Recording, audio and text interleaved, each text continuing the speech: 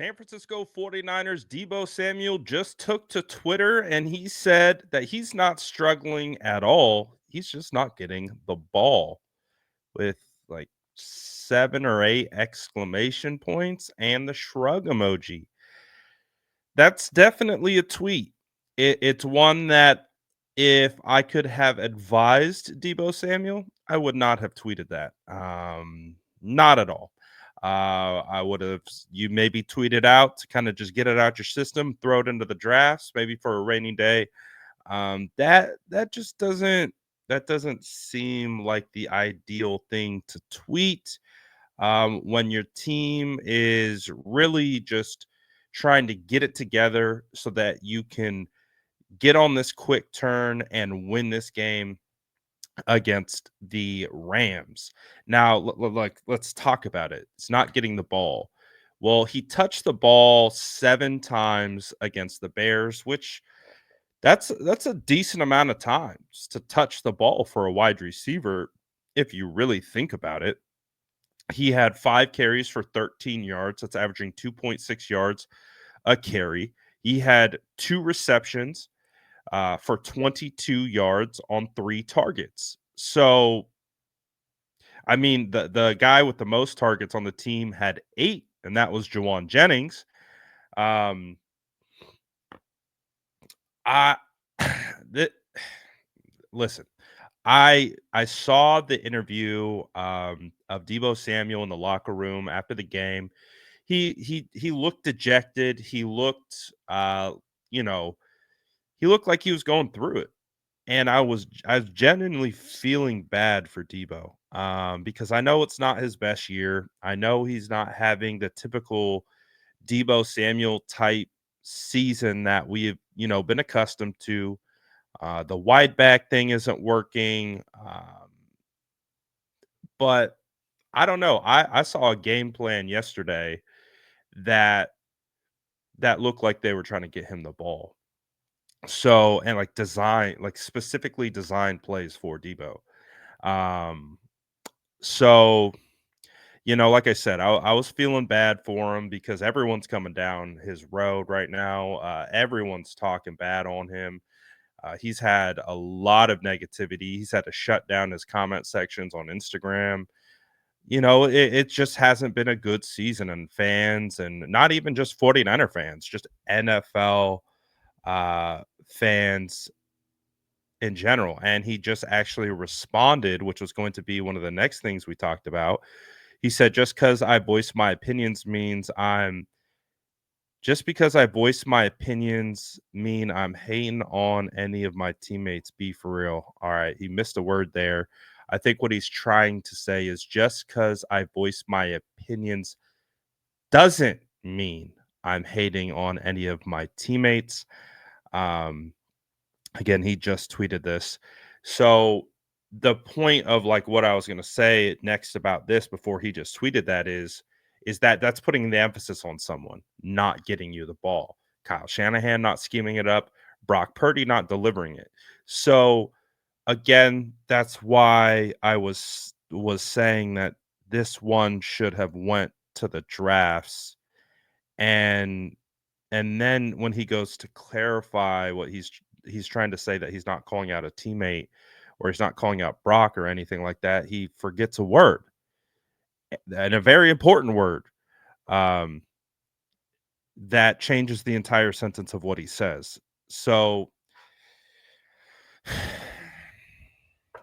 definitely not what I think the 49ers needed at this point. This feels very selfish. Um, this feels very like uh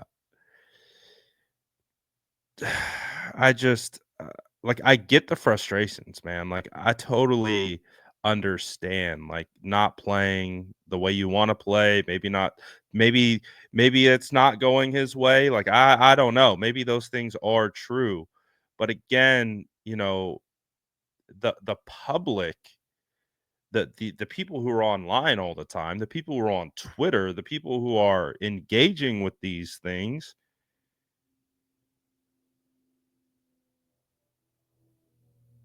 I don't know, man. I don't know. I don't think that Twitter is the forum for this.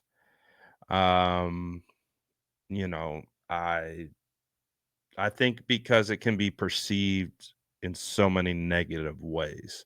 That's the one thing about Twitter, man. You can say what you mean, but it doesn't matter what you mean. What matters is how the person who's reading it is interpreting it. And then they project their thoughts and feelings onto what you said. And so when you say something like this, they're not reading it through your lens, Devo. They're reading it through theirs. And so they're of course going to project on it. So you're talking bad about your teammate. So Brock's not getting you the football. Kyle Shanahan's not dialing it up for you. That's the really hard thing about Twitter. Is you could totally understand your truth and your meaning and what you're saying when you're typing this, but that if you're not being explicit in what you're saying and expressing, then people are going to project their interpretations onto it. It's just how it goes. I have some tweets going through that right now where I'm like, that's not what I'm saying. But they're like, oh, this is what you're saying. I'm like, that's not at all what I'm saying. It's not even close to what I'm saying. But that's kind of like the point here is that you kind of open yourself up for that. You kind of open yourself up as a target. And, unfortunately, like I think with how the season has gone, like this just he gets so much crap for his podcast and this and that. And, again, it could be true. Maybe he isn't getting, um, the targets designed or the game plan rolling his way like it used to. Maybe it's going to Jawan and maybe it's going to Kittle. But also, again, like I said, at the same point, it's like I saw design plays going to him. I saw tunnels. I saw the screens. I saw the little quick passes out into the flat. Um, he had a really nice catch over the middle early on in the game. But I don't know. Like again, it's just I wish he didn't tweet this because nothing good will come from this. I don't know. I just wish he didn't tweet it. Um, because again, it's like the people who are engaging with this aren't the people you need to be talking to, don't need to hear this. They don't need to know this and not struggling at all, just not getting the ball. So I don't know. What is your interpretation of this? I gave my best interpretation. Um, as someone who has probably seen every social media post that Deebo Samuel has made since he's been drafted. So, I interpret all of this stuff through those types of lenses. Um, but I'm curious to know what you guys think about this. Maybe I'm thinking too much about it. I don't know. You guys let me know in the comments below. And as always, make sure to like and subscribe for more updates.